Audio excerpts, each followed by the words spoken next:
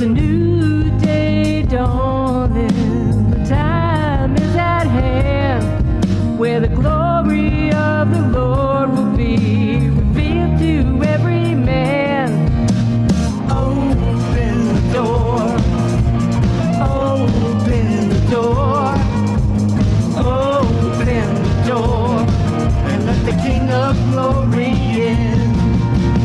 Open the door, open the door, open the door, and let the King of Glory in. Oh, let the King of Glory in. Open the doors, folks, right now. Fling wide, you heavenly gates, to prepare the way of the risen Lord. The Apostle John was on the island of Patmos. He was in prison for the testimony of Jesus Christ. And he heard a sound behind him. And he said, behold, I looked, there was a door standing open in heaven. And I heard a voice which like a trumpet speaking with me, saying, come up here, and I will show you the things which must take place. That's what we need, my friends. We need a heavenly perspective of the things that are going on in the world around us, the things that the Word of God foretold us would come to pass, those things which must take place, those things that are taking place even now. That is what this broadcast is all about. Discerning the times in which we live from a biblical perspective and worldview. Good day, everybody. Andy White here. What you are about to hear is the fusion of heart, mind, and soul. I want to welcome everybody from all across the fruited plain, of course, and all around the spherical globe. Thanks for tuning in to this week's brand new edition of Open Up the Doors. And I've got so much in my spirit, so much that I want to get to. It's going to be a real full 10-course meal today, right through the first and second hours. But I want to just thank everybody for joining me today. And hey, I am streaming live over on my Facebook page at Open Up the Doors Facebook page over at facebook.com/faithfm91.7. Please join in the conversation over there. Let me know where you are watching from. Give everybody a cyber high five and say hello. I do plan on going to the phones in the second hour, but I want to keep it on topic today. I'm going to be talking there's a lot going on and a lot of important things, and I will go to the phones. Write down the phone number, 631-725-2069. But one of the things I normally do is I open it up to anything and everything when I go to the phones. And this week I want to stay on topic because it's an important topic. It's a topic that a lot of people in the should I say, quote unquote, Gentile church, for lack of a better terminology, they don't pay much attention to. But this coming weekend, beginning Saturday at sundown through Sunday at sundown, is the Jewish memorial commemoration known as Tish'a B'Av, or the 9th of Av. Av is a Hebrew month, and Tish'a B'Av simply means the 9th of Av. It's a very important, and I believe, an incredibly prophetic day. And I have done, through the years, I have done several broadcasts on this very solemn day on the Jewish calendar for several reasons.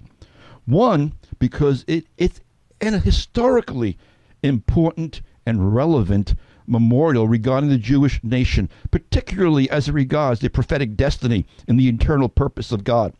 And secondly, because so many, as I said a moment ago, in the Gentile church aren't really much aware of its existence or its importance or how it relates prophetically and eschatologically regarding both the time of Jacob's trouble and a rebuilt temple, which I'm going to really be talking about and focusing on today. But I do remember when I did my first broadcast on Tish'a B'Av about 8 years ago, all the feedback that I received from fellow Christians who told me they had never even heard of this day and what it was about. Of course, we're all familiar with this, with the Moedim of the Lord, the seven feasts of the Lord in the scriptures, and their prophetic significance. But there are other Jewish holidays that have prophetic significance, such as Tish'a B'Av, such as Feast of Dedication, such as Purim. But I do remember when I first spoke on this 8 years ago, how many people were like really inquisitive. Now, I'm saying all that to say this, because I have done several broadcasts regarding Tish'a B'Av through the years. I'm not going to reiterate all of the things I have previously spoken about, but I will refer you back to those previous broadcast titles. So you can go back and you can listen to them at your leisure. I'm even going to post those previous broadcast links into the comment stream once today's broadcast is post-produced and uploaded, so that they'll all be together in a nice kind of neat little package. I'm going to start calling it my Tish'a B'Av files. But back in July of 2017, I did my first broadcast on this, and it was simply titled Tish'a B'Av. And that's really where I laid out so much of the history and all the things that have happened to Israel, specifically on this date. But then again in July of 2020, I did a broadcast titled Tish'a B'Av and the Time of Jacob's Trouble. That's a very important broadcast. I would say go back and listen to them all, but particularly that one. Then in July of 2023, I did another Tish'a B'Av broadcast called The Clock is Ticking, and it's still ticking, by the way. And then today is going to be really a fourth installment of Tish'a B'Av, and I'm titling this one Tish'a B'Av and the Coming Temple. And I got a Jewish friend telling me, leave out the R, Tish'a B'Av. I'm not even putting an R in there. Maybe you're hearing it. I'm saying Tish'a B'Av. Hey, listen, I'm an Italian on Long Island. Forgive my Hebrew. I'm sorry. Seriously. But now, like I said, I'm not going to reiterate everything I've gone through in the past, because I do want to add to this ongoing narrative, really, especially the closer we get into these end times. But for the sake of those who might have no idea about what this day commemorates, I'll just do a very brief overview of the background of Tish'a B'Av. The 9th of Av, as I said, it's this annual fast day in Judaism. You really can't call it a feast. It's a fast day. It's a solemn day. As I said a moment ago, it's the 9th day, Tisha, of the month of Av on the Hebrew calendar. And the fast day primarily commemorates the destruction of both the first and second temples in Jerusalem. There's more, but you got to go back and listen to the first broadcast. I'm not going to cover all that. But it's primarily commemorates the destruction of both the first of Solomon's temple and then Zerubbabel's or Nehemiah's temple, however you want to, the second temple. And these temples, the Jewish temples, were destroyed on exactly the same day, 655 years apart on the Hebrew calendar date. That alone should tell you something of the significance and of what God is saying and doing. But in any case, Tish'a B'Av is regarded as the saddest day in the Jewish calendar. It's said to be a day which is destined for tragedy. And historically, it is a day of infamy. It's a day of historical significance throughout Jewish history. Bad things always seem to happen to the Jews and to Israel on specifically this day or around this day, the 9th of Av. And like I say, go back and listen to the 2017 broadcast. I'll post it later on in the day. But let me just say this right now. I kind of already alluded to it. But I recognize, without a doubt, of course, that when it comes to the latter-day prophetic Moedim of the Lord, that biblically speaking, we understand that Yom Teruah, Yom Kippur, and Sukkot are the end-time feasts that point to and speak of the second advent of Jesus from a strictly scriptural perspective. Having said that, I also believe Tish'a B'Av will have future prophetic significance as well in the time to come. And in some ways, I do think Tish'a B'Av ought to be considered as the beginning of the end-time prophetic season, so to speak, when it comes to the things of Israel, precisely because Tish'a B'Av historically has been a time of tragedy and trouble for the Jewish people. Again, I'll refer you back to a broadcast I did back in 2020, Tish'a B'Av, the time of Jacob's trouble. I mean, is it coincidental? Is it coincidental? Just this past Monday and Tuesday, the UN convened a meeting just days before Tish'a B'Av, where France and Britain, and now I read yesterday that Canada is jumping on board, and Portugal. They're all beginning and declaring to the recognition of a Palestinian state. I'm going to talk about this later on in the broadcast. But just to bring it up right now, really briefly, is this a coincidence that all of a sudden everyone's jumping on this bandwagon to recognize a Palestinian state, which, from the looks of it, looks like they're going to try and divide up the land of Israel? And we know what God feels about that. Go back and read in the book of Joel. That this is transpiring this week and picking up a lot of steam in the media several days before Tish'a B'Av. Is that a coincidence? I don't think so. I really don't.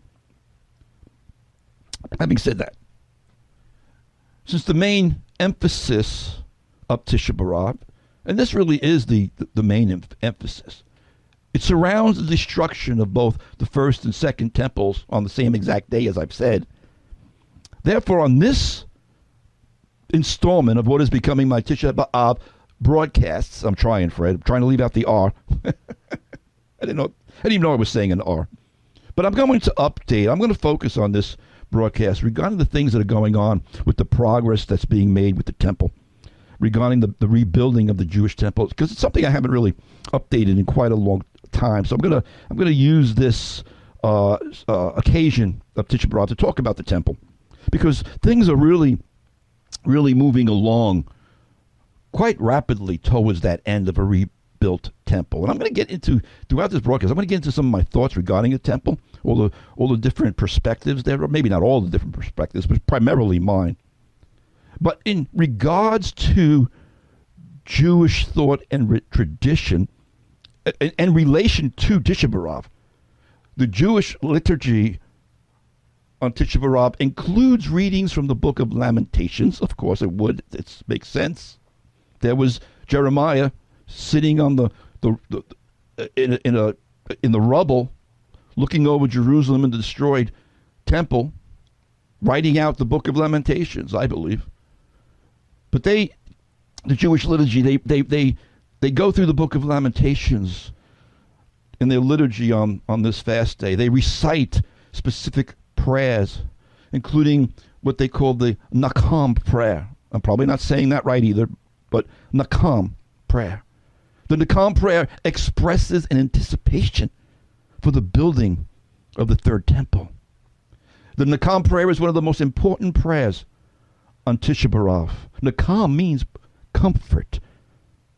I think of Isaiah 40, verse 1, "Comfort, O comfort my people, tell her warfare is ended." And this is a prayer like that, to bring comfort in the midst of their mourning for the loss of their temples. And when reciting this prayer, Israel is beseeching God to comfort all who mourn the destruction of Zion and Jerusalem historically, and the temple. I'm not going to read the whole prayer, but I pulled out a couple of interesting things, really the way it begins and the way it ends. I'm not going to read the whole prayer. But the prayer that is read in the synagogues on Tish'a B'Av is, "Lord our God, console the mourners of Zion and the mourners of Jerusalem, the city that is bereaved, destroyed, scorned, and desolate, bereft of her children, destroyed of her building." Obviously a reference to the temple. Destroyed of her building, scorned of her glory, and desolate of her inhabitants. She sits with her head covered like a woman barren and childless. Legions have devoured her. Idolaters have plundered her. Obviously speaking of, in regards to both temples, in 565 BC when the Babylonians destroyed the temple, and then 70 AD when Titus and his armies destroyed the temple. Legions of heathen and idolaters. The Nakam prayer ends with this, though. "For you, O Lord, with fire consumed her, and with fire you will somehow rebuild her. As it is said, blessed are you, Lord, Counselor of Zion, the builder of Jerusalem. So in the midst of their mourning, in the midst of their lamentation, they're recognizing that it was God who did this. It was the Lord God who really brought the chastisements upon him that he said he would when Israel would apostatize. But in the midst of this, of a sense of mourning and a sense of repentance, they're saying, Lord, you destroyed her with fire, but you're going to rebuild her as well. Just to come prayer. It's a prayer for God to rebuild and reunite Jerusalem. So this is the focus. There's some of the things I want to get into a little bit. I was reading an article in the Times of Israel, and I just pulled a couple of quotes out of this article, but they wrote, Tish'a B'Av is a time to reflect on our loss of the, again, my Hebrew is going to be terrible, the Beit HaMikdash. This is a Hebrew translation for the Holy House, the temple. I'll just say it in English. According to the Times of Israel, the Tish'a B'Av is a time to reflect on the loss of the Holy House, of the temple. And even though we have the modern state of Israel, listen to this. This caught my attention when I read it the other day. Even though we have the modern state of Israel, it will not be fully complete until the temple is rebuilt speedily in our days. And we need to understand this, folks. For many religious Jews, and actually there's a revival amongst the newer generation. I'll get to that in a bit. But for many religious Jews, the rebuilding of the physical temple is a central aspect of their messianic hope and a prerequisite for ending the observance of Tish'a B'Av as a day of mourning. The Temple Institute put out a rather lengthy article, very long article. Again, I just pulled out a few things here just to go along with this theme about how the mourning of Tish'a B'Av and the fasting is not just about commemorating what happened, but a hope to rebuild their temple. And as I said in a rather lengthy article put out by the Temple Institute in Jerusalem, they wrote, exiled from their land and from their spiritual center, the Holy Temple, the Jewish nation has been marking time, waiting to leap, as it were, back into history, to take back its own destiny, and above all, to rebuild the Holy Temple, the house of God. The Jewish nation has seen to it that the Holy Temple was never forgotten throughout the darkest moments of her exile, and that her sons and daughters would one day renew the divine service on Mount Moriah and rebuild the Holy Temple. However, according to this article from the Jewish Institute, however, it is not the destruction that we are intended to commemorate, but the divine promise that we will one day build the Holy Temple again. We weren't instructed to enshrine the 9th of Av as a day of permanent mourning for the Holy Temple, but as a day to remind us of our responsibility to rebuild the Holy Temple. One day, maybe today, maybe tomorrow. We weren't instructed to commemorate its destruction. We are instructed to remember the Holy Temple in order to remain spiritually and intellectually prepared to rebuild it whenever the moments arrives. And folks, it might be arriving pretty soon. I'm going to get into some of this as this broadcast progresses. But just last week, maybe not last week, it might have been about 2 weeks ago. You know, we've been hearing through the last couple of years really about these red heifers. They can't consecrate the priesthood in the temple or even the altar without the ashes of a red heifer. And we've been reading for the last couple of years about these red heifers that they've had. And they had 5 and they're down to 1.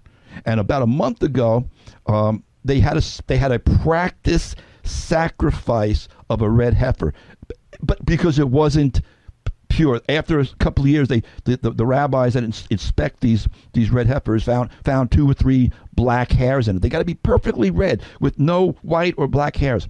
So they found a couple of hairs. So they decided to basically have a big barbecue, I guess. There's pictures of this, but what they did is they took the priests, because they've been preparing all the stuff. They are ready to go. They just need access to the Rock of Ornon on the Temple Mount. I'll get to that later. But they did a practice run of sacrificing a red heifer, albeit not a perfect one, just a month or two ago, several weeks ago. And from what I understand, and we'll find out, this year, which is 2025, there seems to be only one red heifer left that I know of, or that they're reporting. And what they're saying is that if this red heifer passes muster, they could sacrifice this red heifer, from what I've read, this coming weekend on Tish'a B'Av. There's a possibility. Now that would be extremely, incredibly prophetic if they were to do it this weekend. We won't obviously find out for a while, but this is one of the reports I saw, that they're planning to sacrifice a red heifer either this Tish'a B'Av, this weekend, Saturday night or Sunday, probably would be Sunday.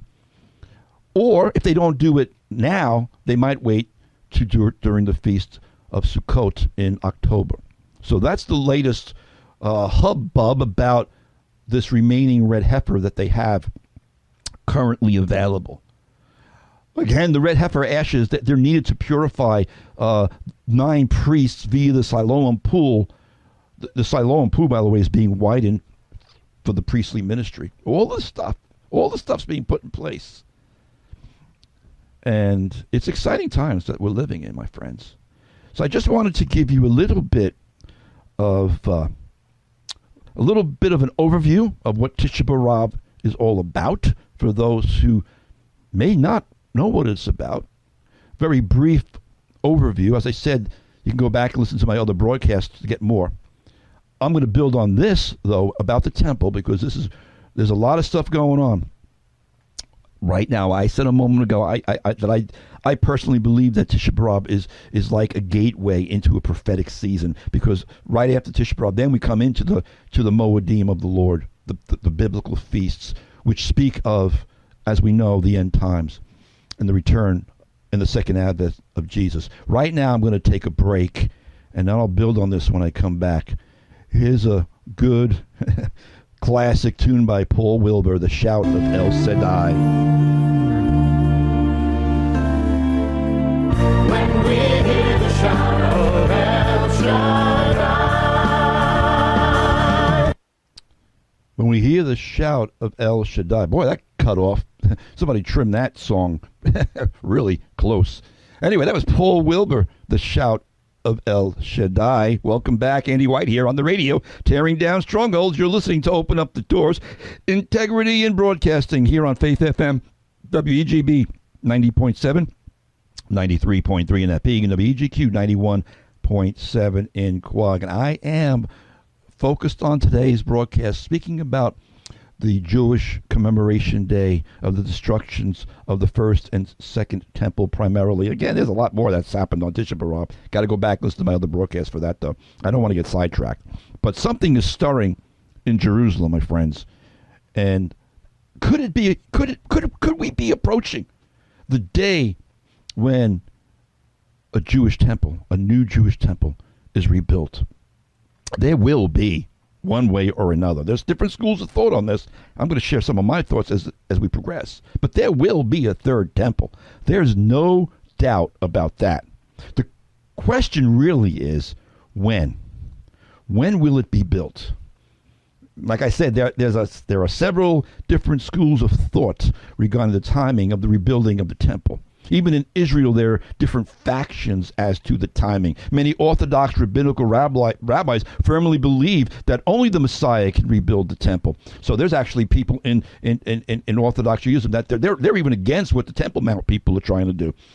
Now, they might be a minority. I don't know. But my point is this. There's a lot of different perspectives on this, both in Judaism and as well as in Christianity.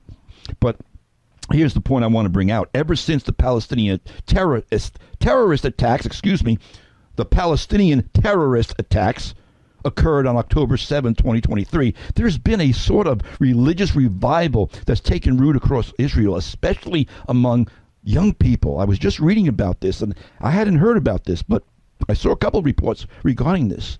The young people are getting looking back into their history, looking back into their religion, looking back into faith. I think this is, again, prophetic. I think the Spirit of God is preparing for that remnant. For that remnant that's coming to come through in the days ahead. But Jewish identity is being reawakened even amongst the young people. And it's not just as a cultural or national label, but as a spiritual calling. And at the very center of that calling lies the Temple Mount, the holiest site in Judaism, and the long-awaited third temple. The desire for a restored temple is no longer just on the fringe of a few religious Jews. It's becoming mainstream and even gaining political support. And since the destruction of the Second Temple in 70 A.D., Jews have mourned the loss of their temple daily, especially the religious ones. Its absence is not just historical, it's personal, it's theological for them. For 2 millennia, Jewish prayers have included the words, "May it be your will that the temple be rebuilt speedily in our days." And many Jews are believing that those days are finally coming upon us. Now, from a Christian eschatological perspective, it has been generally assumed and inculcated into most of us who are evangelical Christians that the third temple must be built and be in existence before the return of Jesus.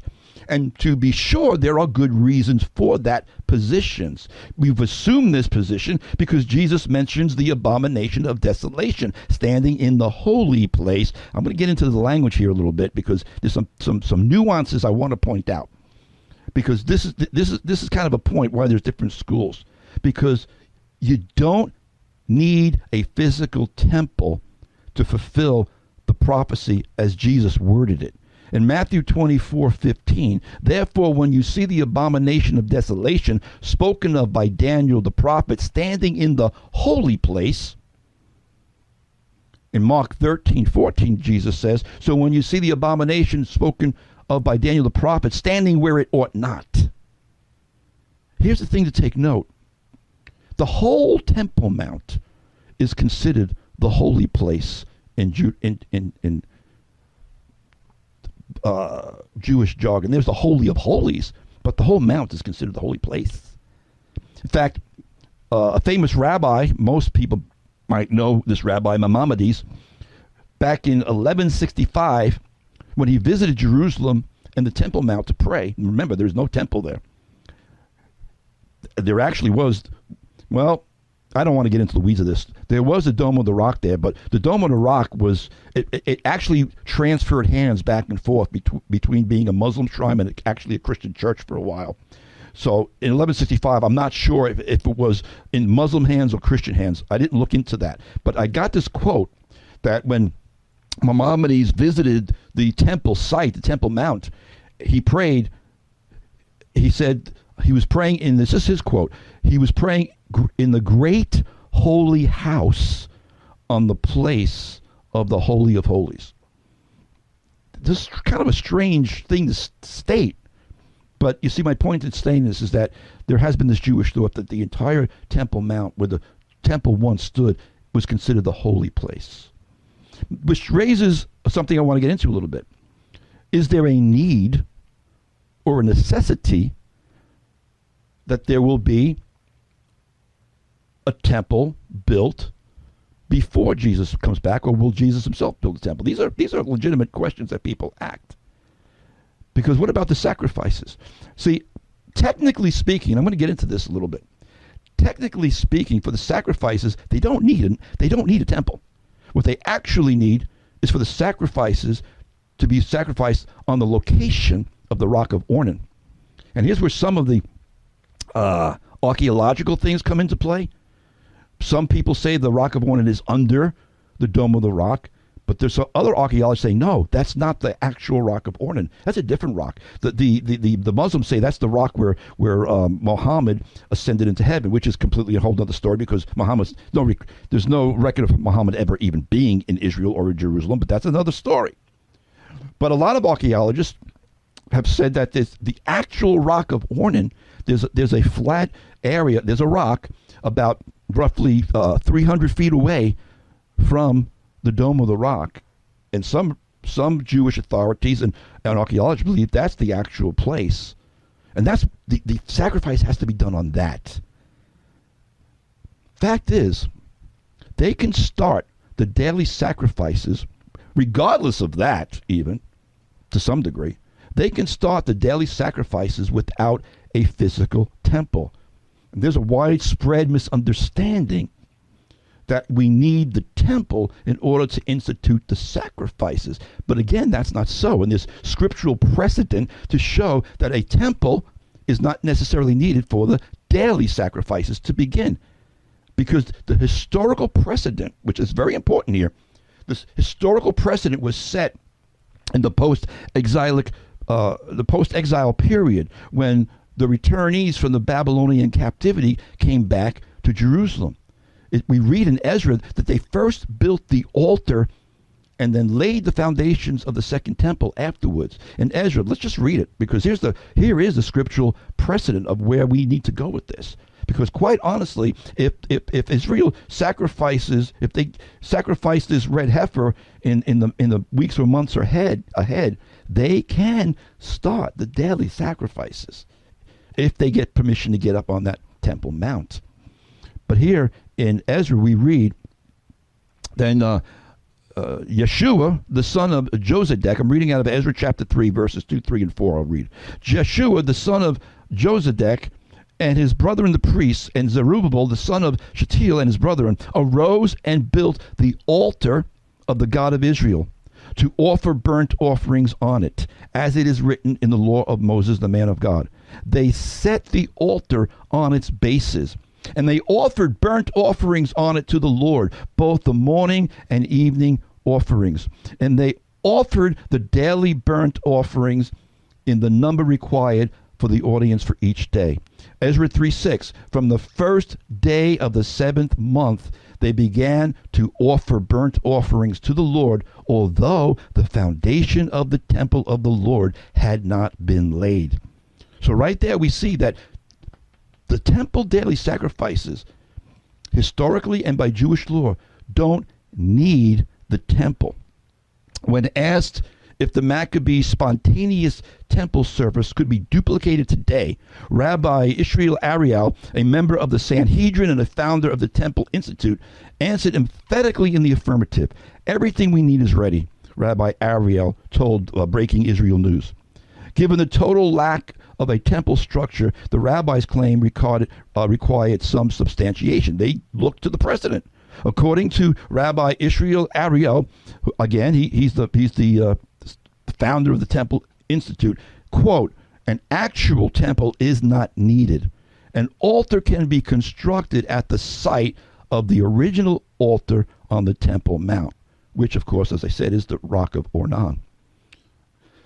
So, I'm saying that to say this, is the existence of a standing structural temple an unmitigated necessity during, or should I say for the startup of the sacrifices?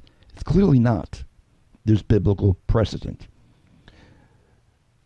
Now, I do think at some point there will be a temple, because I said earlier, when will it be built? We don't know. Will it be started to be built? Will it be in process? Will it not be completed before Jesus comes back? Now, these days they can build things really quickly. So there's two different issues here. One is, when can they start the sacrifices? Well, as soon as they have a red heifer sacrificed and they can get up on the Temple Mount. When do they start to build the temple? That could be at some point afterwards.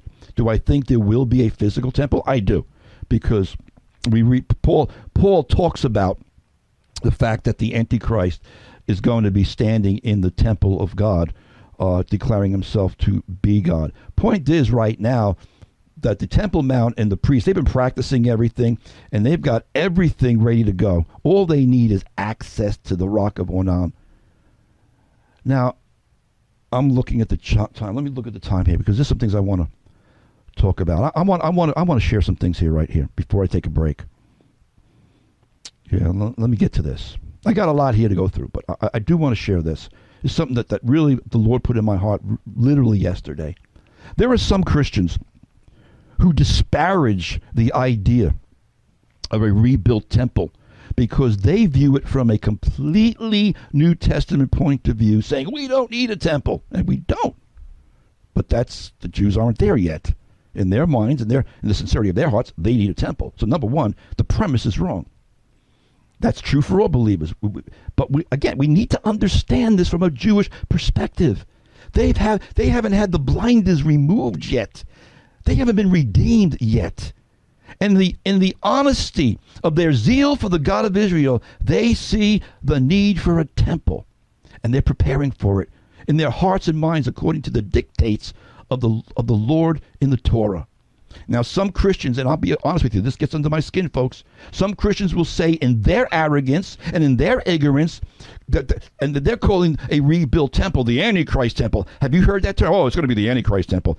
I hate that terminology. I reject that terminology and all that it implies, because to begin with, let's go back to what Paul himself said, that the Antichrist will sit in the temple of God. I'll read it out of 2 Thessalonians. The son of perdition, who opposes and exalts himself above all that is called God or that is worshipped, so that he sits as God in the temple of God, showing himself that he is God. Paul calls it the temple of God. He doesn't call it the temple of the Antichrist. He doesn't call it the synagogue of Satan. He calls it the temple of God.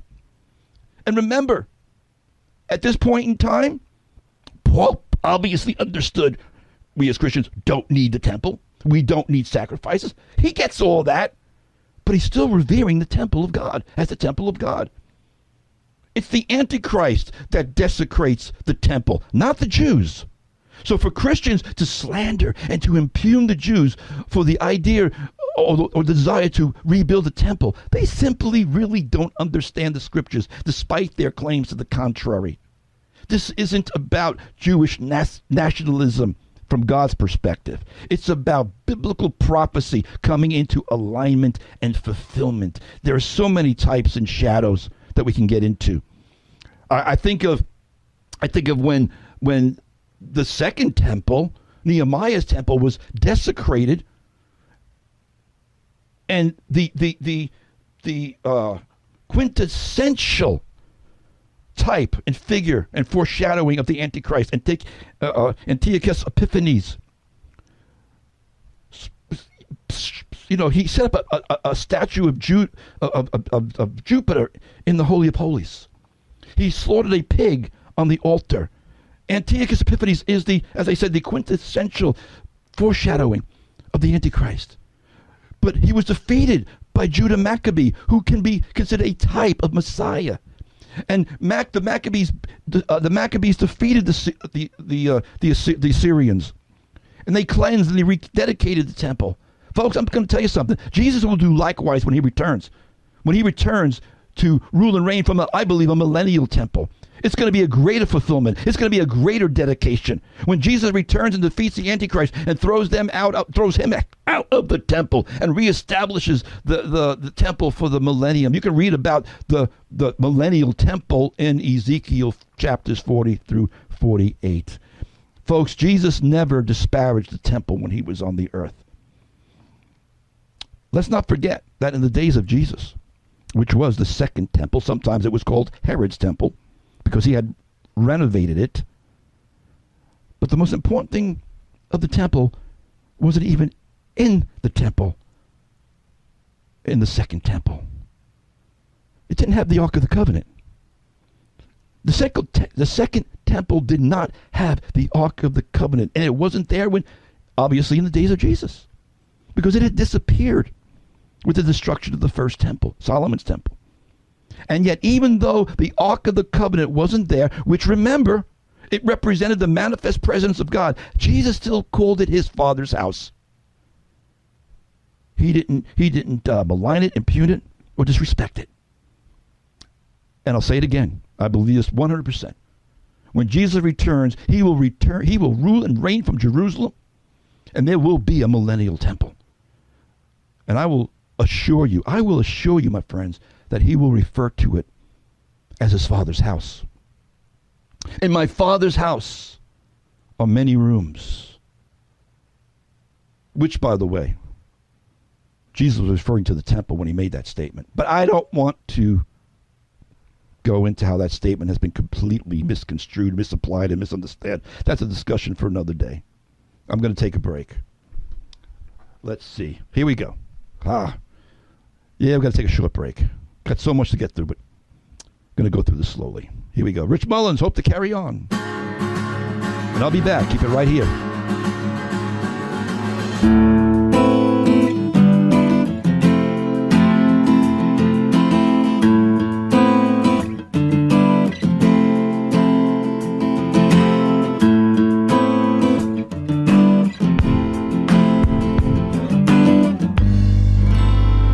Of heart, mind, and soul. This is Andy White here, tearing down strongholds here on Faith FM, WEGB 90.7 and 93.3 in that beat.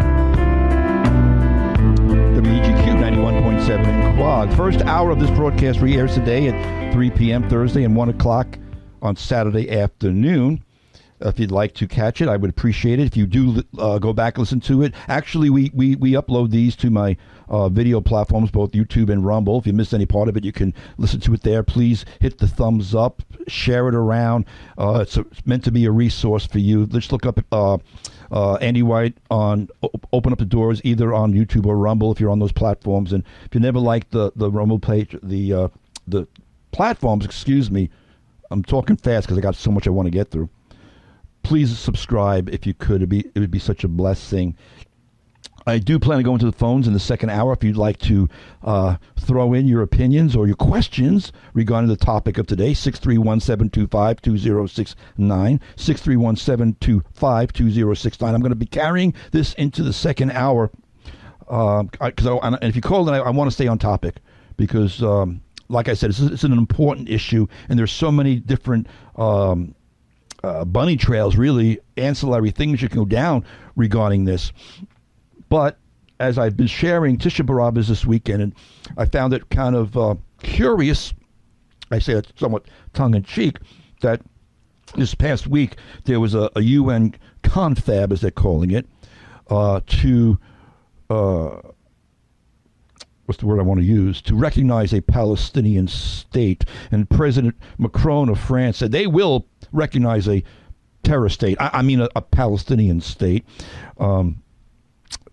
This coming September at the UN General Assembly. This was kind of like a precursor to what they were planning on doing in September. And I want to tell you something, friends. October 7th, just let me say this as an aside, October 7th didn't happen. It didn't happen because Palestinians have been denied a state, because they've been offered a two-state solution, so to speak, since the very beginning. It happened because they were given one. They had their own state in Gaza. They had autonomy in Gaza. And I know there are a lot of people saying, no, they didn't, they were walled in. Well, that's because they kept shooting missiles and terrorists, but they turned Gaza into a hellhole. That's what they had. And delusional Macron is surrendering to Islamic terrorism, not just in the Middle East, but even most especially in France. But that's another story. That's another road to go down. But I love what Mike Huckabee said, Ambassador Huckabee said the other day. He said, France, they want to recognize a Palestinian state. Well, he said, quote, France should carve out a piece of the French Riviera and create a Palestinian state there. In fact, they can call it Frankenstein. I thought that was kind of funny, clever. Mike Huckabee's always, he's always clever. Let the Palestinians have a state. Let it be on the French Riviera, and they can call it Frankenstein. Israel's defense minister, of course, is coming out saying this isn't going to happen.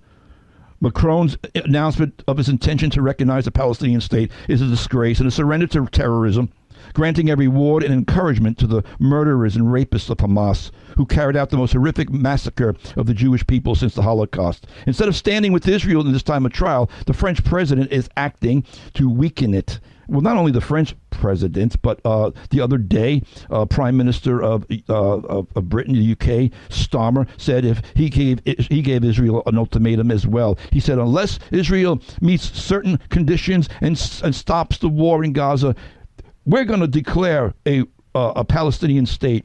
We're going to recognize a Palestinian state in September. You know,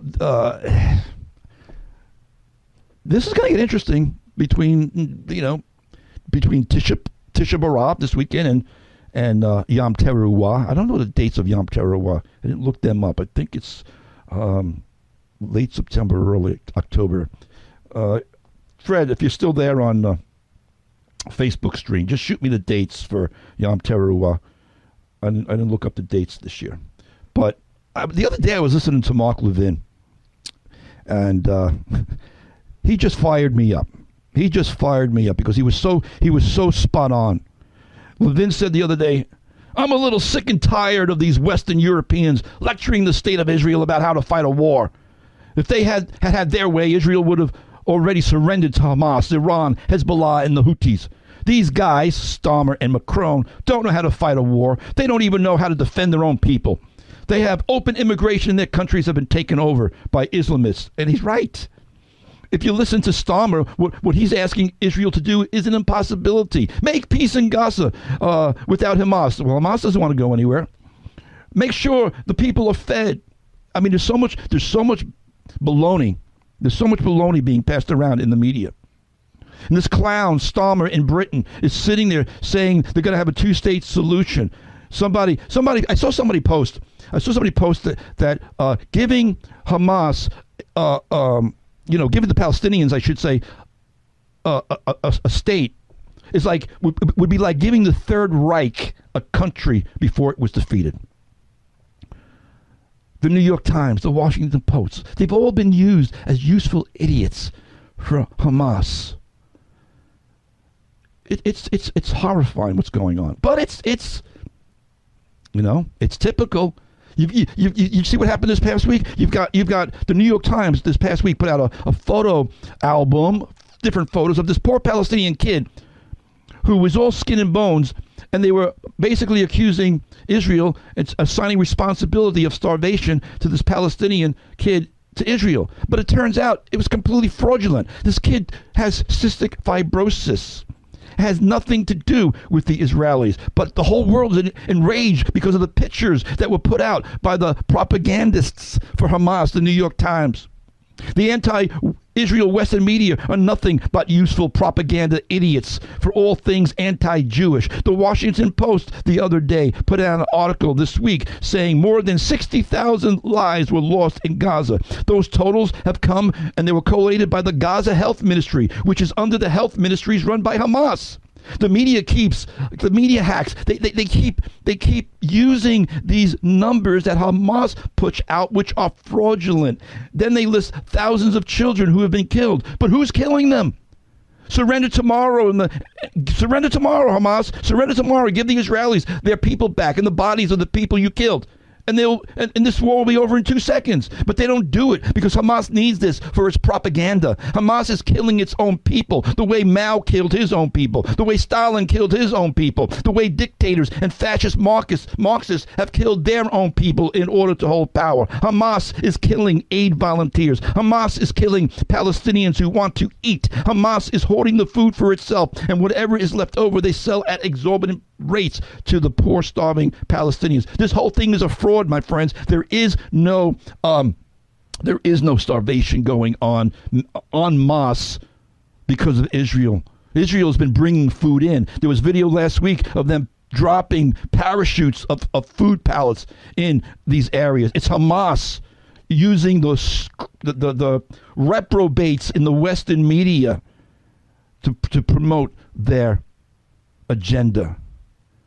Human beings mean nothing to Hamas or any jihadist organization. The Israelis mean nothing to them, and their own Palestinian people mean nothing to them. There are stories and reports that the fake news media aren't covering from independent sources that prove that Hamas fakes the casualty figures and the numbers are not real. But the media doesn't cover those reports. Hamas has confessed that its numbers are wrong. Accidentally, they confess it, but the Western media keeps using their numbers. CNN, New York Times, Washington Compost. It's like as if Joseph Goebbels would say to these idiots, oh, the Jews in Germany, they're away vacationing at a summer camp and having the time of their lives. And these idiots would print that if Goebbels would be around today, if they had been around back then. They were around back then, by the way. The New York Times actually promoted Hitler in the beginning of his reign. That's another story. But there are reports out there by data people who know the data. But you don't hear about these things in the mainstream media. Israel is the only country in the history of modern warfare that has fed the citizens of its enemy in a time of war. That's a fact. We didn't do it in World War II for the Germans and the Japanese. We didn't do it during the Korean War. We didn't do it during the Vietnam War. We didn't do it in Afghanistan. We didn't do it in Iraq. We have never done it. No country has ever done it, but Israel's doing it. But that you wouldn't know that by listening to the media because they don't want to report that. It doesn't fit their narrative. I'm out of time. I just looked at the clock. I'm going to have to break off here. I'm going to pick this up in the second hour. Keep it right here.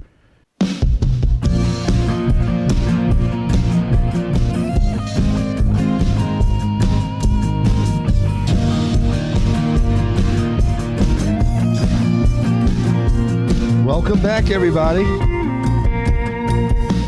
to the second hour, the 11 o'clock hour of Open Up the Doors with me, your host, Andy White. The fusion of heart, mind, and soul is what we're all about here. If you'd like to write down the phone number and call in, phone lines are open, and I will take your phone calls. 631-725-2069, 631-725-2069. If you missed the first hour and you just happen to be getting me for the second hour, because, I don't know, maybe you're out taking your lunch break now and you're turning on the radio, you're on Faith FM. I've been talking about the fact that this coming weekend is a very somber fast day, commemoration day, Memorial Day, whatever word you want to use, called Tish'a B'Av on the Hebrew calendar, which is a day of mourning and solemn assembly to commemorate the destruction of both Jewish temples on the same day, the 9th of Av. Tisha is 9, Av is the month. I believe it's the 5th month in the Hebrew calendar, if I'm not mistaken. Anyway, it's a very important day. If you missed the first hour, these broadcasts will be uploaded to my YouTube and Rumble platforms. You come back and listen to it. Also, the first hour will re-air today as well, as I said a moment ago, at 3 o'clock and 1 o'clock on Sunday. I've done several broadcasts through the years regarding Tish'a B'Av because there's just so much involved with it. And like I said, fundamentally it's about the destruction of both temples. But actually, when you go back and look at the things that have happened on the 9th of Av throughout history, you got to scratch your head and realize this is something really mysterious, something supernatural, the things that have happened on Tish'a B'Av. And I outline all of those things, or most of them, in the very first broadcast I did back in 2017, which I will post in the comments section of this new broadcast when it's ready to go. As I mentioned in the first broadcast, I'm going to put all my Tish'a B'Av broadcasts together in the comments section so people can go back and get their fill of what this day has been all about, especially, again, in what I refer to as, I don't like the terminology, but you understand what I mean, and for the sake of clarity, there's so much ignorance, and I don't mean that in a bad way. People, they don't teach this stuff in Gentile churches. They just don't. So every time I talk about specifically Tish'a B'Av and how important it is, I very, very have gotten through the years feedback from people like, I never even heard of this. And it's a sad thing. It's a sad thing. It just speaks once again to how much the quote unquote Gentile church has lost touch with the root of the tree, so to speak, and our place in the olive tree, and being rooted in to the history, the Jewish history, Hebraic history. I want to say our Hebrew roots, but that could be taken the wrong way because there's a cult out there called the Hebrew roots. I'm not talking about that. But we have a Judeo-Christian tradition. We have a Judeo-Christian, I guess tradition is the best way to look at it, say it. But we are, folks, we are joined at the hip, whether some people want to believe it or not, realize it or not, with the Jewish people. God's got a plan for them that has not been completely fulfilled yet. That's a whole nother discussion, although it's part of this discussion. It's part of this discussion. The things I'm talking about. Why a temple? How why are the Jews building a temple? And then I hear Christians who want to defame them for wanting to build a temple. I've gone through this through the years, and they get angry like, well, why are you looking forward to a Jewish temple? We don't need. I'm not looking forward to a Jewish temple per se. I'm looking forward to the fulfillment of Scripture. I'm looking forward to the fact that Jesus is returning, and the Scriptures lay out a specific paradigm. The Scriptures lay out a specific blueprint, and that's what I'm looking forward to. So recognizing the things that God said would transpire before the return of the Lord and for the return of the Lord. Now, I know there are some who think that, I'm going to go down a bunny trail with this, but it's an important bunny trail. There are 8 chapters in the book of Ezekiel. 8 chapters, Ezekiel chapter 40 through 48, that specifically in minute detail describe what many call, and I call, a millennial temple. Now, there are some in the church that say that's just symbolic. It's just an allegory. We're not to take that literally. I totally disagree with that.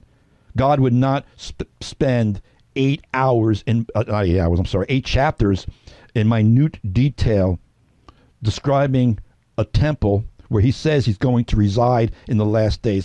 Just go back and just go and read Ezekiel chapter 40 through 48, and you'll see what I'm saying. That's the millennial temple. Now, some say that's the 3rd temple. Some say that's the 4th temple. There are some, and I don't know.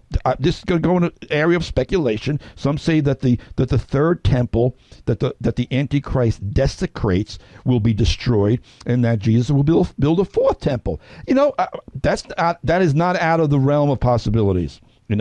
Like I shared in the first hour, I think there is historical precedent in historical records of the wars of the Maccabees, where they cleansed the desecrated temple and rededicated it. I think that's a really good precedent for what will happen in the last days with the quintessential Antichrist and when Jesus comes back and destroys him.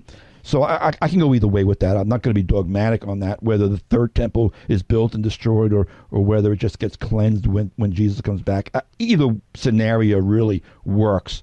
I'm just saying we need to open up ourselves to understand certain nuances and things, because so many of us get so dogmatic about some things about that.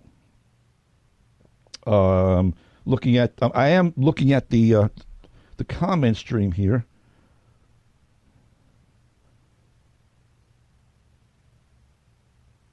Okay, I'm not sure what you're getting at there, Fred. I'll have to come back to that.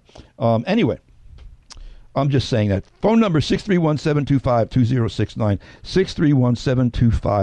631-725-2069 if you'd like to call in. I want to pick up a little bit about where I had left off in the first hour. I kind of was going on a little bit of a rant, I would say, inspired by Mark Levin, because he was really hitting it out of the park the other day about what's going on with the UN and these different nations that are now coming up and pressuring Israel to basically really reward Hamas for their terrorism by declaring a Palestinian state.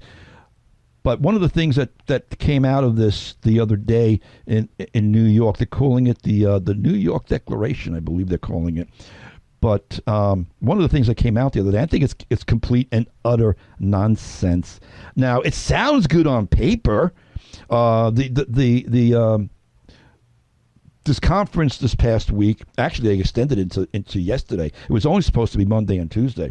and it was going so well, and other countries wanted to speak that they actually extended it into yesterday. Now, I'm not sure if they even extended it today. I don't think they did, but they basically were extending. This thing was really kind of taking off and kind of taking on a life of its own for the final declarations that they're saying they're going to do in September. But one of the things they're saying is in this document they released the other day is that we condemn the attacks committed by Hamas against civilians on the 7th of October, the declaration added. Now, if they would have just stopped there, that would have been great. Good.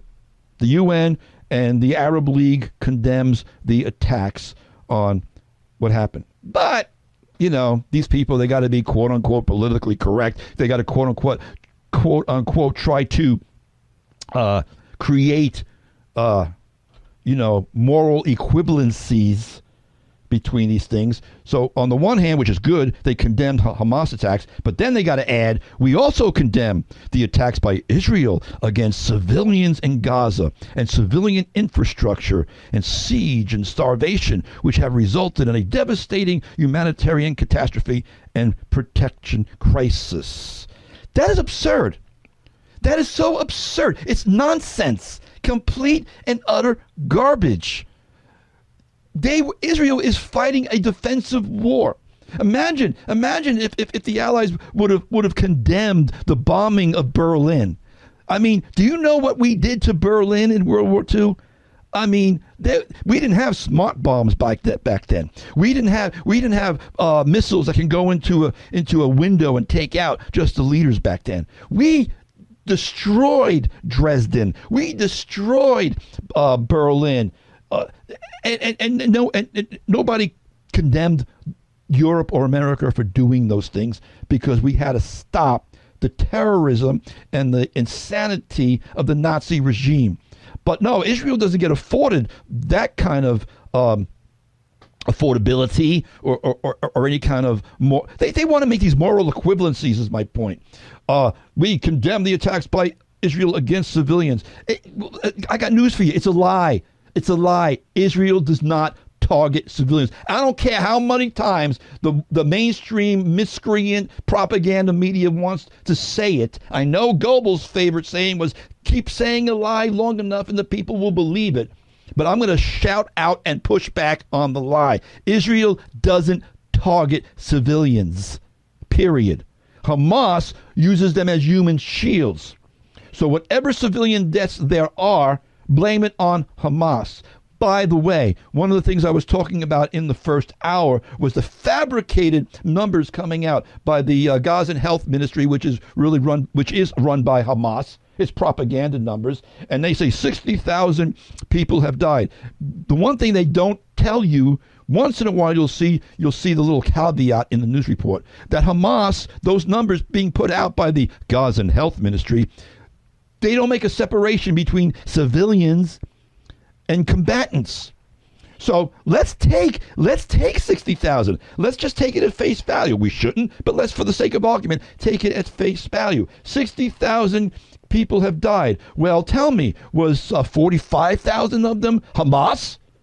Was 50,000 of them combatants and only 10,000 civilians? Because some of these guys, I mentioned to these in passing in the first block, but they've done studies, and this one guy, let me go back to that. Let me go back to this, what I had in my notes in the first block. This one guy, what's his name? Oh, I'm doing that. My wife hates when I go. That's my thinking. That's my ticker in my brain thinking, because there was this guy who was a statistician,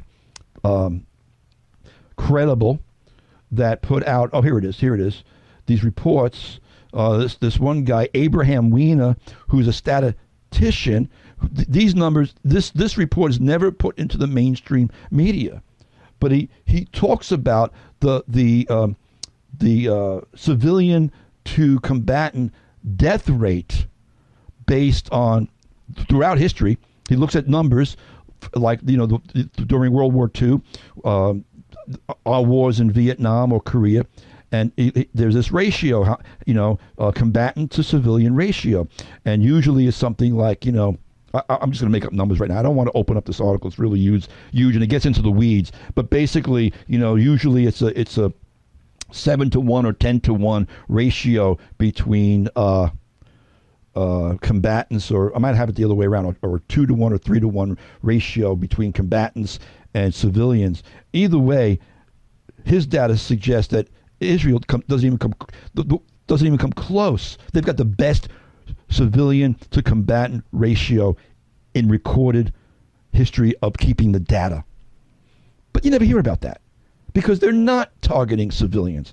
And the propaganda that's out there, it's infuriating. And he's not the only one that's done this. Somebody might say, well, Abraham Weiner, he's a Jewish guy over there in Israel. He's going to put out his own version of the truth. He's going to put out his own version. Well, there's this other group of people called the Henry Jackson Society, and they're American. And this guy is well, actually, I'm thinking of somebody else, John Spencer. But this Henry Jackson Society, they've done several studies, kind of like a neutral organization. They've done several studies into the disinformation that's spread around by the media regarding the manipulation of Gazan casualty figures. Again, my point being is nobody in the mainstream press ever looks at the reports put out by the Henry Jackson Society. You probably never even heard of them until maybe just now. No, they're just a bunch of propaganda miscreants.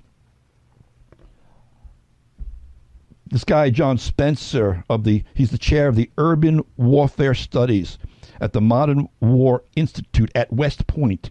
He's a co-director of the Urban Warfare Project, and this is actually going back a year ago. But he did a great report, and he's an expert, but he did this great report on just how much Israel goes out of its way to show compassion and bring humanitarian aid into the very people they're fighting. And there's actually a link for this. He did an article in Newsweek. You know what? I'm going to click on this article just to give you the title, because you can look this up. You can Google this.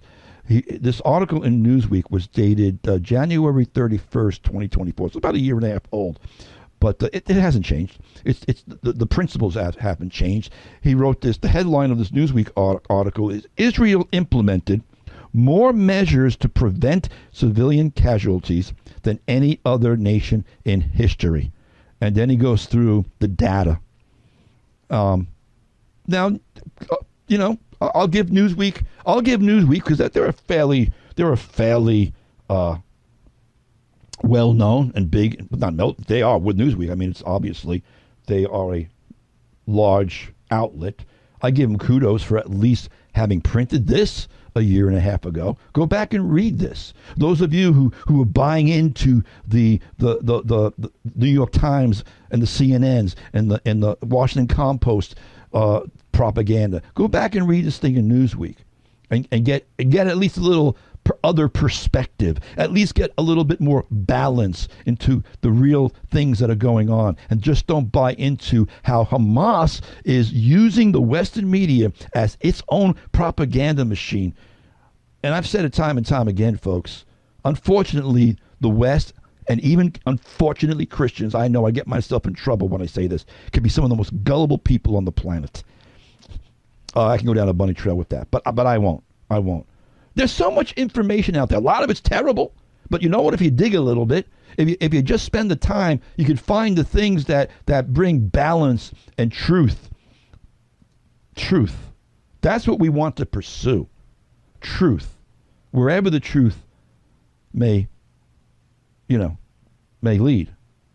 But I went off on that little tear about this article here, where this article's in the Times of Israel, that the entire Arab League condemns the October 7th terrorist attack. And, that's nice that they're doing that.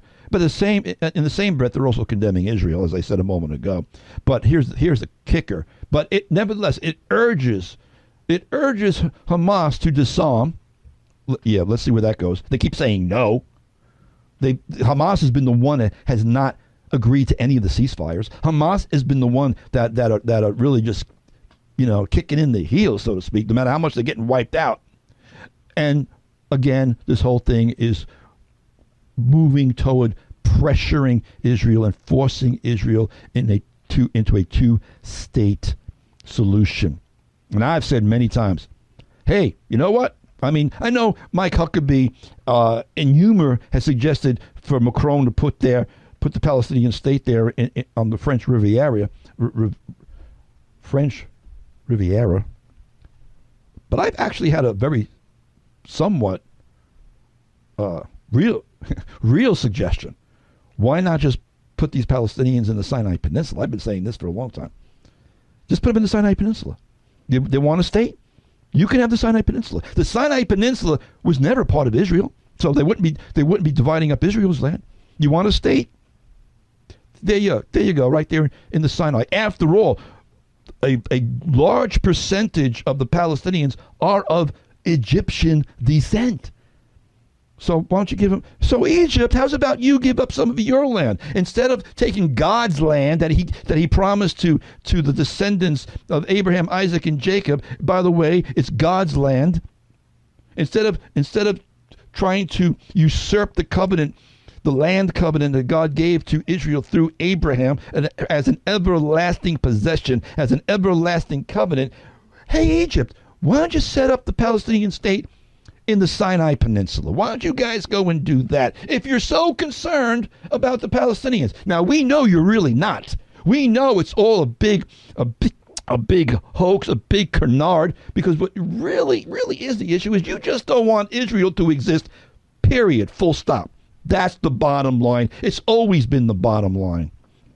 So that is the issues. And I guess if anybody wants to know where I really stand, well, just keep listening.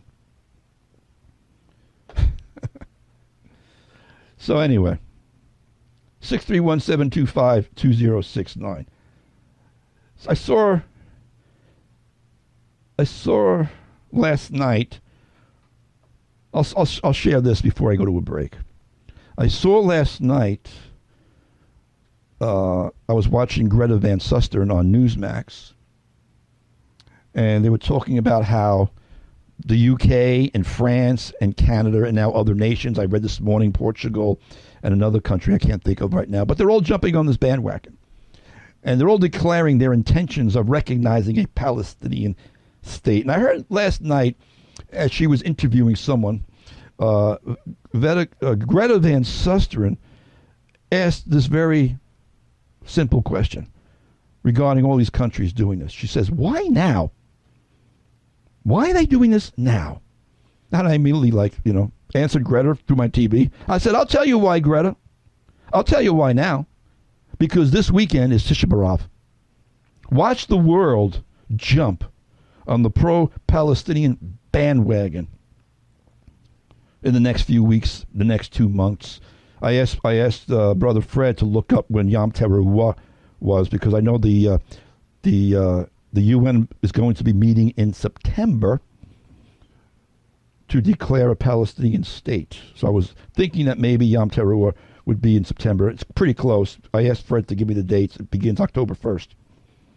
So between whatever might happen this very, very Saturday night into Sunday, our time here on the Eastern Standard Time. Because one of the things about Tish'a B'Av is,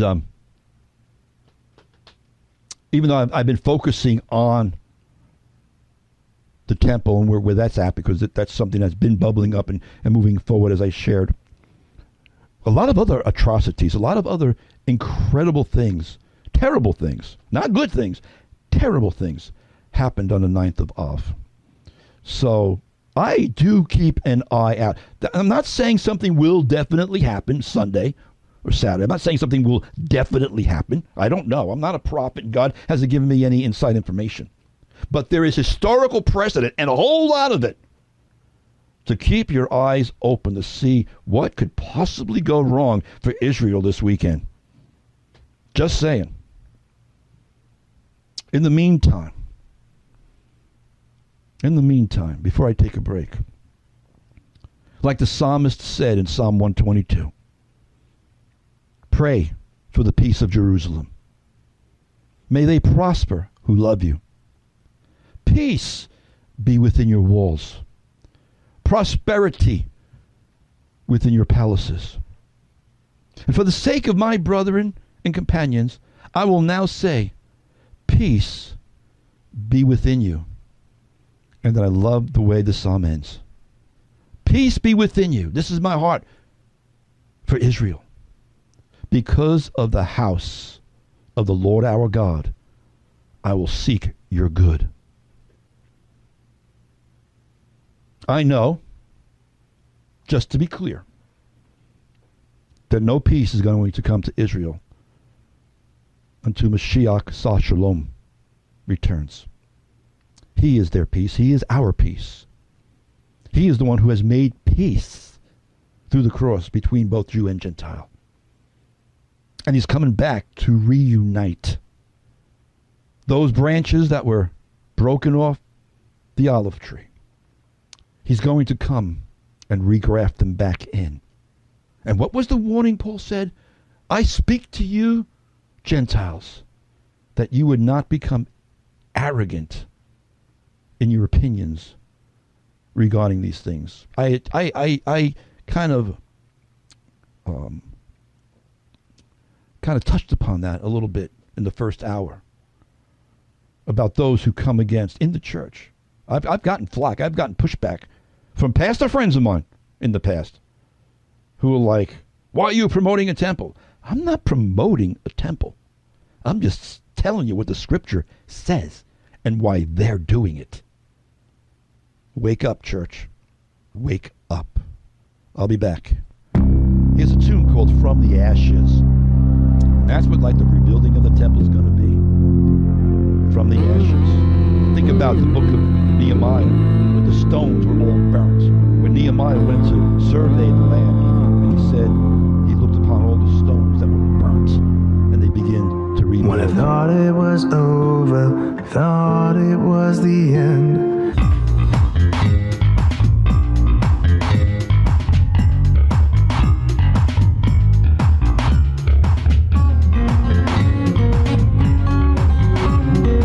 Fusion of heart, mind, and soul. You are listening to Open Up Its Doors here on Faith FM. Welcome back. Andy White here. WEGB 90.7 and 93.3 in that peak, and WEGQ 91.7 in Quag. And the phone lines are still open if you'd like to call in with any questions or insight that you might have regarding this issue. 631-725-2069, 631-725-2069. There are so many different avenues we can go down. I'm sure people have questions, or maybe you've got something I never thought about before. That's very, very possible. I try to think of every angle, but sometimes I miss one here or there. But if you want to call in, 631-725-2069. I'd love to hear from you. All righty. I was talking about, I'm going to go back to this in the meantime, unless the phone rings, this UN conference this past weekend. You just read some of these articles. Now, this one is out of, I'm going to read some stuff here. The headline being UN conference backs two-state solution, calls on Israel to commit to a Palestinian state. This is an Arab World newspaper I'm reading from, Ashaq al-Azwat, or Azat. I don't know how to pronounce this Arabic word, but it is an Arab newspaper. So you just read through the stuff, and sometimes it makes your blood boil, really. But the article goes on to say, high-level representatives at a UN conference on Tuesday urged Israel to commit to a Palestinian state and gave unwavering support, they did, to a two-state solution. It's like it's going on for 75 years already. More than that, but I digress. This conference was signaling widespread international determination to end one of the world's longest conflicts. Well, yeah, they got that right. It is the world's longest conflict. It's been going on for about roughly almost 3,500 years at the very least. 4,000 years maybe. Somewhere around that vicinity. Yeah, it's the world's longest conflict. And you know what? You guys ain't going to solve it. I know you're going to try. I know you're going to try. I know there's going to be a covenant with the many. I know how it all plays out. Better than that, I know how it ends. Praise God. But it's fun to watch. Break out the popcorn. It's fun to watch. And I kind of say that with some trepidation, because it's not going to be fun when push comes to shove. It's going to be some serious stuff going down that we need to be preparing for as the body of Christ in all the ways I've been sharing over the years. But getting back to this article here, they are calling it, by the way, the New York Declaration. I mentioned that a moment ago. I just couldn't remember if that was correct. But the New York Declaration sets out a phased plan to end the nearly 8-decade conflict and the ongoing war in Gaza. Yeah, well, that ain't going to happen. The plan would culminate with an independent, demilitarized Palestine living side by side peacefully with Israel. Well, maybe for 3.5 years anyway. We know that the Antichrist will arise and he will break the covenant, whichever covenant it might be. That remains to be seen, but there will be a covenant with the many made, according to Daniel chapter 9, chapter 11, and he'll break the covenant in the middle of the week. That's Daniel 9:27 actually. But this is what they're saying. This is what they're looking to do. I've said for many years that when you look at Daniel 9, and forgive me if you've heard me say this before, but it's an important point.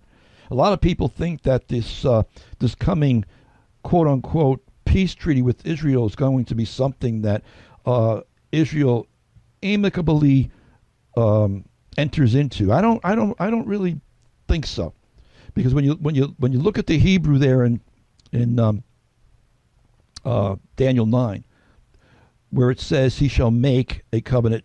Some translations say he shall confirm or he shall strengthen. I've talked about this many times. The Hebrew word there is gavah, and it really means something that's going to be forced on Israel, enforced on Israel. I don't really look at this quote-unquote peace treaty to be something that's particularly gun-ho with the Israelis. It's something that they're going to be forced into, I believe. But even if that's not the case, now there will be some concessions. Obviously, one of the concessions will be that maybe they do get in this. I shouldn't even say maybe. It seems like it's going to definitely be, because they're going to start the daily sacrifices, as I talked about in the first hour of today's broadcast. The daily sacrifices will be reinstituted, and so it's a question of timing. It's a question of when, how soon, how far out are we from seeing the fulfillment of these things, and I think most of us would agree that it's right on the doorstep. It's right on the doorstep. Things can begin to happen very, very quickly. Very quickly. In fact, that's the whole tenor of the book of Revelation when Jesus says he's coming quickly. That doesn't mean he's coming immediately. That means when these things begin to happen, it's going to happen very quickly.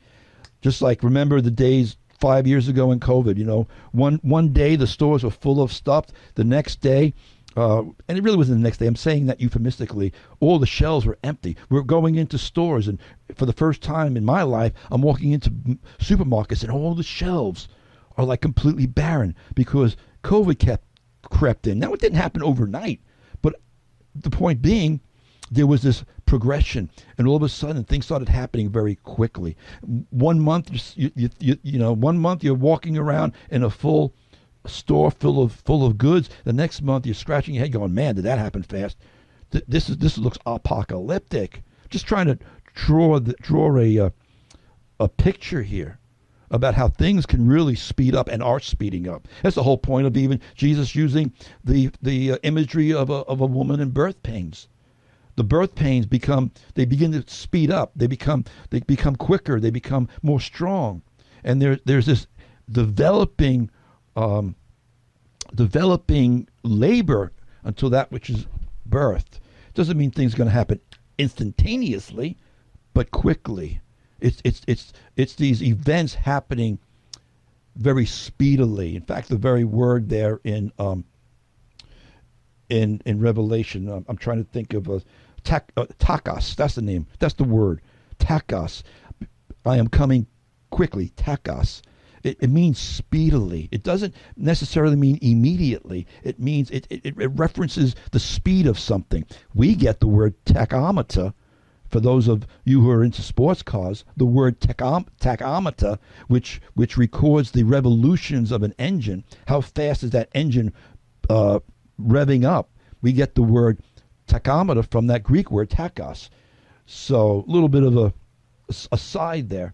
But my point is this. We're seeing these signs, we're seeing these things, and we wait, those of us who are watching, with so much anticipation.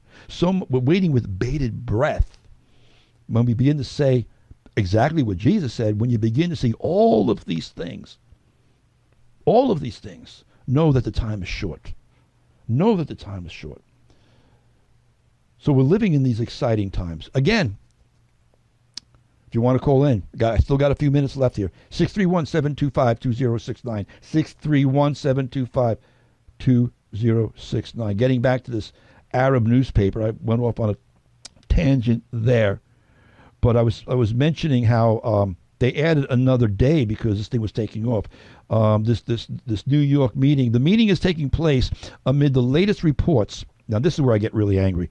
I touched upon this before. This meeting is taking place amid the latest reports that starvation and famine are taking place in Gaza. Well, that's bogus. That's complete propaganda nonsense. But I'll say this as well. To whatever degree there is hunger, to whatever degree there is starvation, it's Hamas's fault. It's in a lot of ways. Sometimes, in a lot of ways, it's the UN's fault as well. The UN doesn't want to go in there because Hamas was shooting at them. It's so much of the stuff that isn't being fully reported and just dumped on Israel. But this is what gets put out there in the ethos from all of these different media outlets, both in the Arab world and in the Western world. Reports that starvation and famine are taking place in Gaza, and there's a growing global outrage at Palestinians not getting food due to Israeli policies and practices. Yeah, due to the fact that newspapers like the New York Times publish a bogus story with pictures that were bogus. Well, the pictures weren't bogus. They were just being misrepresented and mischaracterized. And when pointed out, by the way, I don't know if I mentioned this. I'm not just saying this. This is a fact. When push came to shove, the New York Times put forth a retraction yesterday or the day before saying that the pictures presented a wrong characterization. But they didn't put it on the front page. They put their caveat, they put their mea culpa, they put their retraction, not on the front page like they did with the pictures, but they put it like on page 40 or something. They're so dishonest. They're so, I just like the word miscreants. It just fits them perfectly.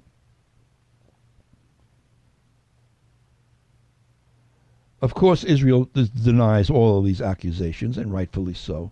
But here's the thing I was getting at before. This conclave was planned for 2 days, Monday and Tuesday, but it was extended into Wednesday, which was yesterday, because representatives of about 50 countries had not spoken yet. So everyone wants to throw their 2 cents in. Now, of course, and I read from the Israeli defense minister earlier, but Israel rejects the notion of 2 states. Of course they do. We saw what happened. This is the point. Hamas has made it more difficult. This is why I think that whatever happens, this is why I do believe it's going to be something that's going to be forced. I don't believe that Israel's ever going to agree to this willingly. There's going to be an immense amount of pressure put on them. Netanyahu opposes a 2-state solution, has rejected this meeting in New York, and by the way, America boycotted it as well. Thank you, Mr. Trump, for boycotting this ridiculous Israel-bashing UN meeting. But Israel rejected the meeting on both nationalistic and security grounds. Israel's close ally, the United States, is also boycotting, calling the meeting unproductive and ill ill-timed. Ill-timed. That's like what Greta Van Susteren said the other night. Why now? Well, because Tish'a B'Av is this weekend. That's why. All right, so that's what's going on with that. And there's more. I don't want to get too bogged down here, but the plan would give Palestinian Authority governing power. They're trying to say, all right, Hamas, you're gone. You're going to get out of here, but we're going to give it over to the Palestinian Authority, which they're a bunch of clowns as well. They're all a bunch of Islamists. They all hate Israel. They have not renounced their from the river to the sea declarations. They haven't renounced in any way, shape, or manner the charter. The Hamas charter hasn't been renounced. Oh, if you force Hamas out of there, which I'm not so sure you're going to be able to do, but even if you could, what happens with the charter? Is the PA still going to accept their charter? It's an Islamist charter. It's based on Islam. It's based on the fact that Islam teaches that in order for the Mahdi to return, which both Sunni and Shia are believing for the Mahdi to return, that they must destroy Israel, that they must be in a place of being at war with Israel. So this stuff is not just about quote unquote geopolitics. It's spiritual. It's the forces of good and evil, light and darkness, truth and lies, God and Satan, ultimately.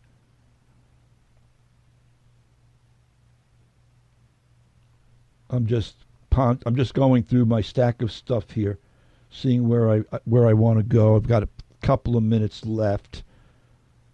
Still enough time to take a phone call. Still enough time. Okay, that was that.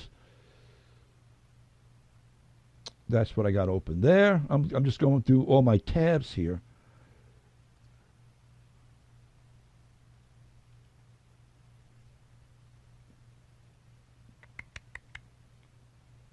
The New York Declaration sets out a phased plan to end. I read that already.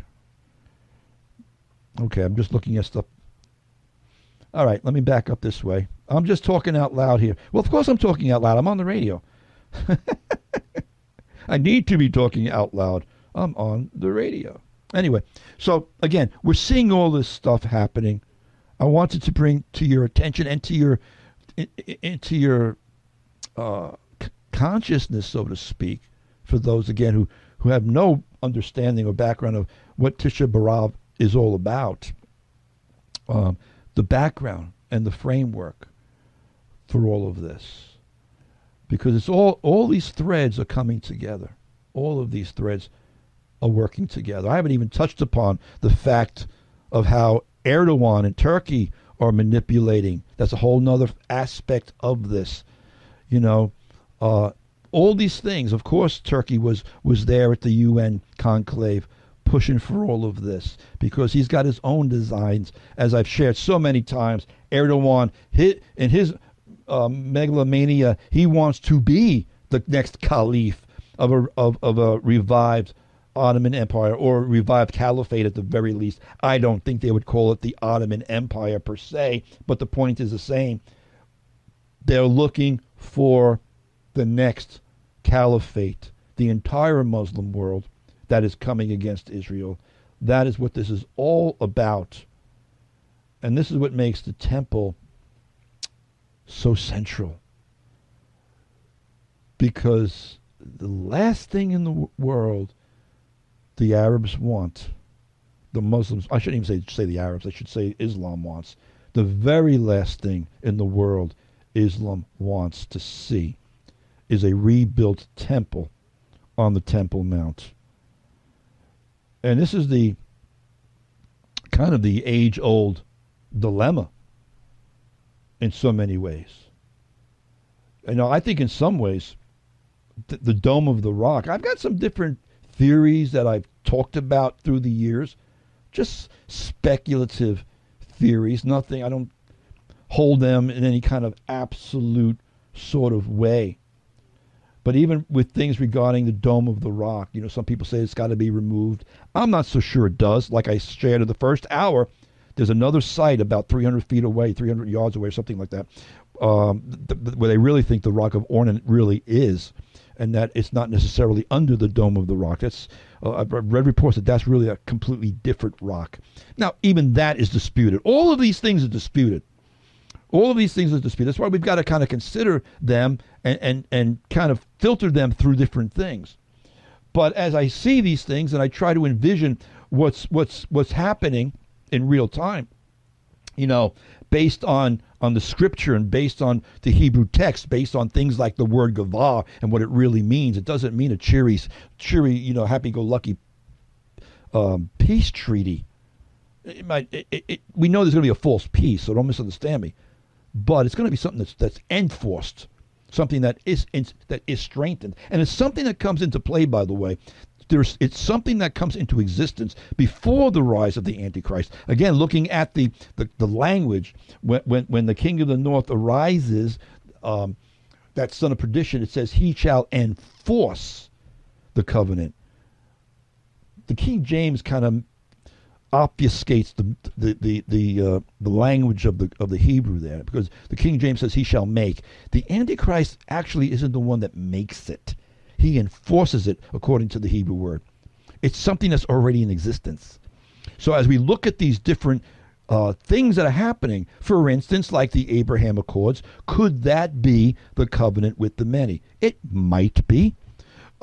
Maybe something that comes out of here in the UN conference in September, the UN General Assembly. Are they going to do something that puts forth something along these lines? It could be. I know some people say, well, enough with the could be's. But this is how we try and discern the times of the signs. Jesus said to be looking at these things. Jesus said to watch. Part of watching is looking at these things that are happening and aligning them, not falsely aligning them, but saying, do they align with the scripture? Do we see a pattern here? Do we see a trend here? Do we see, because there's this unfolding process going on. There's this blossoming, if you will, of the eschatological flower that's been budded. Jesus said, when you see the fig tree, you know, put forth its leaves and begin to bud, know that the time is short. There is this process that is unfolding. And we're looking at this process unfold, and we're considering these things, not to jump on some like dogmatic kind of thing, like, well, this is definitely this is definitely this, and then it falls by the wayside, and it's not that. I got into a discussion with someone, and maybe I shouldn't go there. I'll stop right here. But it was a little frustrating. I'll just put it in the most general terms. I just got into a little bit of a conversation the other day with somebody who was insisting that something was this, and the person was basing it on a completely self-interpretive definition of Greek words, saying that a specific Greek word that is used this way, that is literally translated this way, he was saying, well, actually, it means this, which it doesn't mean. And there's actually a different Greek word for what he was saying it meant. And I was getting so frustrated. I'm like, brother, you can't change the meanings of words to fit your presuppositional position. And his answer to me was alarming. And I say this in love. He's a good brother. He really is. I appreciate what this brother does. But my answer to him was, because he said to me, well, God showed me this by way of revelation. And I'm saying, so you're going to put what you think is a revelation above the text of the scripture? You're going to put what you think is revelation above what the word is clearly saying and scholars are saying? I lovingly warned him. And I said, brother, that's a dangerous road to go down. Don't read into the scripture something that isn't there and then hold on to it because of personal interpretation. What does the scripture say? That no prophecy of scripture is for private interpretation. And yet so many people are doing exactly that. And personally, for me, it frustrates me. So if I say something to you by way of like, I have a theory or I have an opinion, I'll tell you, this is my theory. I'm not saying this is how it's going to work out. I have no idea if this is how it's going to work out. I could just see a possibility. But to say, dogmatically, some of these prophecy groups, people say things so dogmatically, and a lot of it is pure nonsense. And I'm just sharing my heart with you right now. Some of it really, really frustrates me. I know that we're sincere in seeking these things out, but we need to be careful, because this is why the prophetic, the Bible prophecy community has come into so much disrepute, because there's so many times we've gone out there and said, this is that which was written, and you wonder, where was it written? On a Chinese fortune cookie? Because no, it's not written that way. It's not written that way. That's your own private interpretation. Stick to the scripture. Stick to the scriptures. Just read them. Some people spend hours trying to interpret something that doesn't need to be interpreted. If the Bible says the sky is blue, you don't have to sit there and go, now what does that mean? Well, blue is the color of the Holy Spirit, and blue means royalty, and really, and then you get into all kinds of fantasies. Why can't you just take it for what it says? The sky is blue. Don't interpret things that don't need to be interpreted. This is where the prophecy camp gets itself into trouble. It's one thing to, for lack of a better word, speculate on different scenarios. That's a legitimate thing there. But it's completely different to say, nope, God showed me this and this is what it is. Especially when that's not what the word says. Hello? I'm just on a soapbox and ranting right now, folks. But I hope you learned something in this broadcast today. I really wanted, my heart for this broadcast today was to really be informative and to bring some things together and tie some things together. And I hope I accomplished that. I really do, but I'm out of time and I gotta go. So keep it right here on Faith FM. And in the meantime, watch, stand fast in the faith, be brave, be strong, and let all that you do be done in love. Keep it right here on Faith FM. God bless everybody.